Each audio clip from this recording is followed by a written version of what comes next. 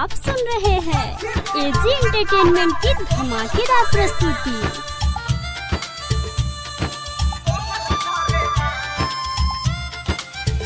ससुरा में आरे आके रहल करेला, ससुरा में आरे आके रहल करेला, सखी मोरा भातारा के कहल करेला, यारवा मोरा मारा डाके कहल करेला, मौका पाते रही डाल के मोहल करेला, मौका पाते रही डाल के मोहल करेला, सखी मोरा भातारा के कहल करेला, यारवा मोरा मारा डाके कहल करेला। DJ Manish recording studio Lakhaura.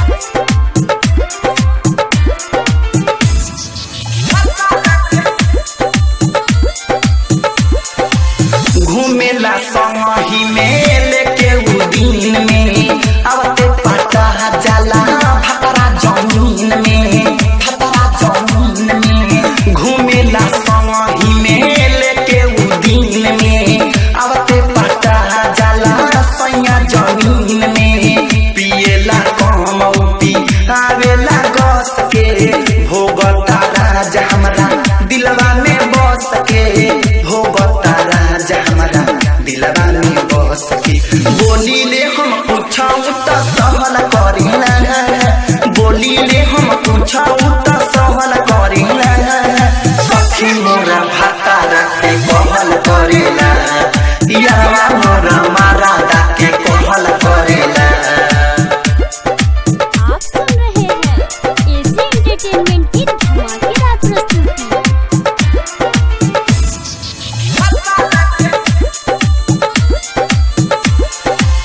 आवते बनावाले बा पियावा के हित हो, कुनाल कुमारा देखी गावता गीत हो, गावता गीत हो, आवते बनावाले बा पियावा के हित हो, कुनाल कुमारा देखी गावता गीत हो, हम हुना कवनो करी बहाना डोले नाई हवा से अर्जुन दीवाना, डोले नाई हवा से अर्जुन दीवाना, साया में से अपने रे बोहल करेला, साया में से अपने रे बोहल करेला, सखी मोरा भातारा के कहल करेला, यारवा मोरा मारा डाके कहल करेला, मौका पाते रही डाल के मोहल करेला, मौका पाते रही डाल के मोहल करेला, सखी मोरा भातारा के कहल करेला, यारवा मोरा मारा डाके कहल करेला। तमाशा डिजिटल रिकॉर्डिंग स्टूडियो लखौरा।